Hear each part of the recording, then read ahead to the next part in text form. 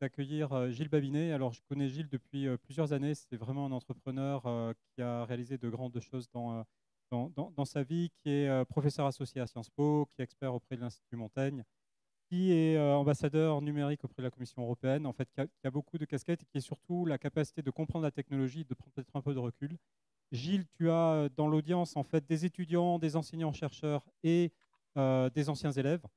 Et dans les tables rondes précédentes, en fait, tu as écouté ce qui se passait, ce qui était dit sur la partie hydrogène.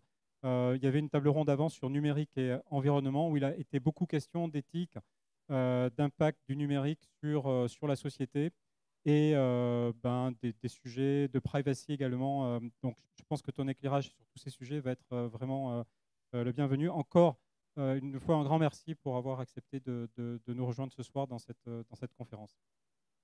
Écoutez, bonjour à toutes et à tous. Bravo Marc pour avoir pris cette initiative évidemment salutaire. Je vais essayer d'avoir un propos le plus ramassé possible parce que malheureusement je dois absolument filer à une réunion après. Mais je dois dire que le fait que le thème ait été vraiment organisé autour des ingénieurs et de la responsabilité des ingénieurs, ça m'a pas mal plu parce que je pense que on a un vrai sujet. On a un vrai sujet. En ce moment, pour des raisons diverses et variées, j'évolue dans des organisations assez institutionnelles et ce qui me frappe, c'est le manque d'ingénieurs. Je pense que c'est tout à fait frappant de voir qu'en France en particulier, on a une administration publique qui n'a pas su faire évoluer ça. Et alors qu'on a créé les corps pour ainsi dire, accompagner les différentes phases de la transformation industrielle de ce pays, aujourd'hui, ça reste des formations qui sont très qualitatives, mais très peu quantitatives. On n'a pas assez de gens qui sont formés.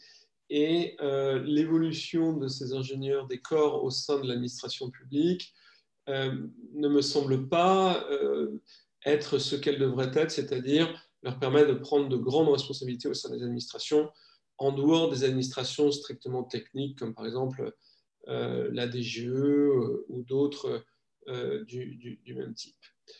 Pour moi, l'enjeu de l'ingénieur, et je trouve que le terme d'ingénieur polytechnicien, sans nécessairement faire référence à l'école qui porte ce nom, est un sujet important. C'est vraiment d'être capable d'être pluridisciplinaire, d'être un pont entre des techniques et des savoirs de nature variée. C'est quelque chose qui a été beaucoup valorisé au début du XXe siècle, qui s'est probablement un peu perdu. Et on a fait de plus en plus des ingénieurs qui avaient des savoirs qui se respécialisaient, je pense, au travers du temps. Et on a perdu cette capacité à la fois d'être extrêmement pragmatique face à des problèmes donnés.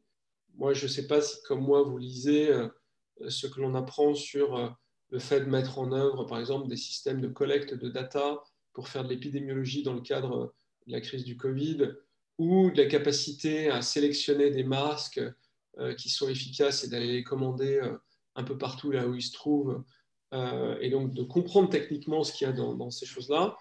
Je pense que c'est une chose qui s'est beaucoup perdue.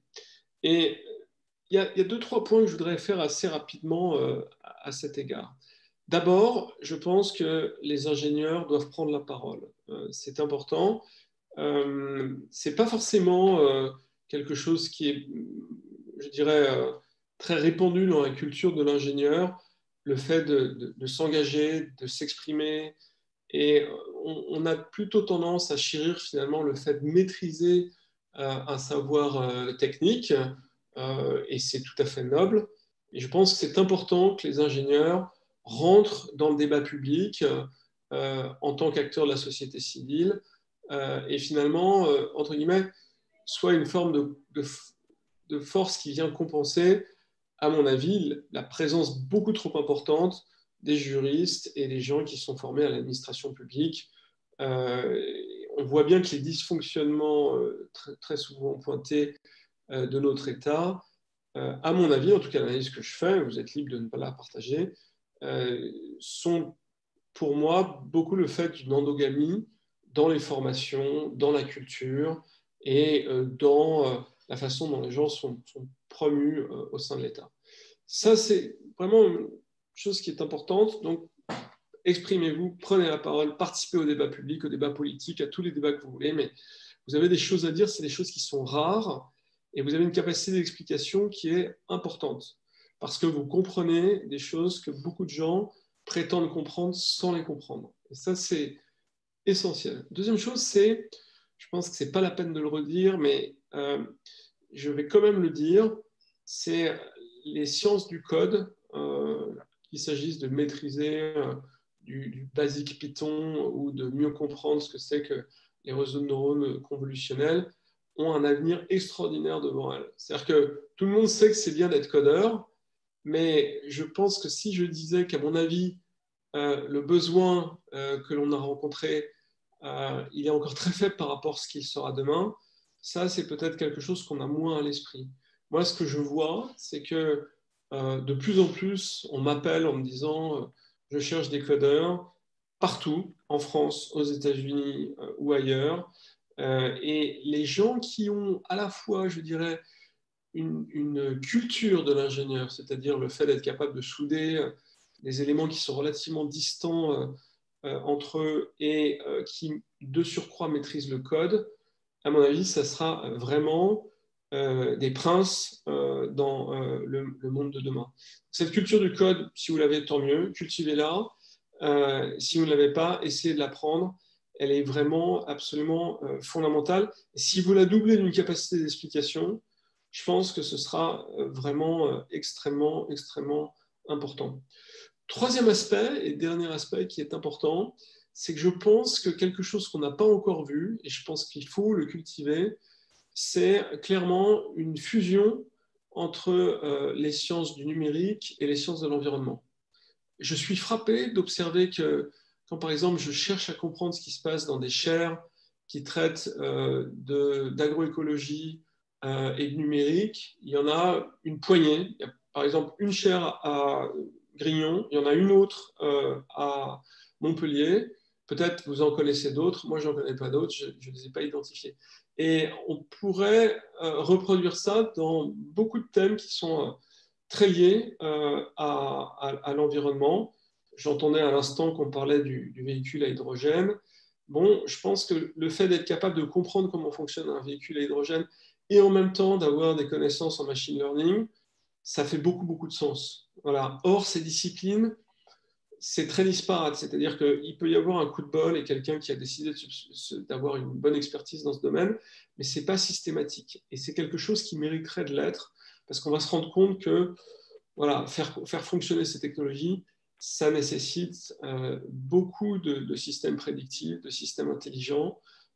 Et donc, le croisement de ces disciplines va être tout à fait essentiel. Je constate que quand on cherche à comprendre des systèmes massivement multivariés, dont l'environnement est essentiellement fait, eh bien, on a peu de gens. On a peu de gens qui maîtrisent les sciences, les data sciences. On a peu de gens qui maîtrisent les outils qui permettent d'accélérer le traitement de ces environnements multivariés, dont le machine learning. Donc voilà, c'est ça les trois grands messages que je voulais vous passer. Prenez la parole, engagez-vous. Euh, N'oubliez pas combien le code va être quelque chose de déterminant dans le monde de demain sur ce genre de choses. Et puis, pensez que si vous vous intéressez à l'environnement, ben, la technologie, les technologies numériques vont être des facteurs décisifs pour ce faire. Je pourrais en particulier énormément développer ce dernier aspect parce qu'il me passionne. Et par exemple, actuellement, je travaille sur des sujets de rénovation énergétique avec du machine learning. Alors, je sais qu'il y a un certain nombre de startups qui sont déjà présentes là-dessus, mais je pourrais tout aussi bien vous parler des supply chains qui consomment 70% des émissions de gaz à effet de serre de l'industrie et sur lesquelles les possibilités d'optimisation sont absolument fondamentales. Voilà ce que je voulais vous dire. Il nous reste 4 minutes pour des questions. Si d'aventure il y en a, je les prends avec plaisir. Merci à vous. Du coup, nous, oui, on a quelques questions à vous poser. Est-ce que, d'après vous, les entreprises doivent mettre en place des structures spécifiques pour aborder au moins l'aspect éthique et sociétal de leur technologie au fur et à mesure? Alors, je vais être un peu provocateur, mais l'autre jour, je lisais la convention éthique du Parti communiste chinois, donc qui est en vigueur en Chine. Et si vous voulez, je l'aurais écrite ou vous l'auriez écrite, ça serait la même chose. C'est il faut respecter les gens, il faut respecter la privacy des gens, etc. On sait très bien que les Ouïghours sont discriminés à partir de technologies numériques. On écoute les conversations et en fonction de ces conversations, ils sont envoyés dans des camps. Donc, il y a une vraie question sur la valeur de ces chartes éthiques. En tout cas, moi, je le vois comme ça. On a eu au sein de l'Institut Montaigne un débat sur ce sujet. Et moi, je pense que les technologies, c'est un petit peu la démocratie. C'est en étant prise dans le débat, un débat contradictoire, qu'on parvient à les réguler. Et que si vous donnez un pouvoir illimité à une plateforme, par exemple, sans citer aucune, on voit bien que ça part en vrille sur ce genre de choses. Donc, vous pouvez signer toutes les chartes éthiques que vous voulez. Moi, mon sentiment, c'est que ce n'est pas comme ça que ça fonctionne. C'est en ouvrant sur l'extérieur, en acceptant préalablement la contradiction et une transparence, notamment sur la façon dont on implémente son code, qu'on peut éviter les biais. Et je pense qu'en ayant aussi ce que moi je pourrais appeler une confrontation culturelle. C'est sûr que si vous recrutez dans votre société des nerds qui ont tous 30 ans, qui sont tous blancs, qui sont tous mâles, les biais algorithmiques vont s'exprimer de façon assez naturelle.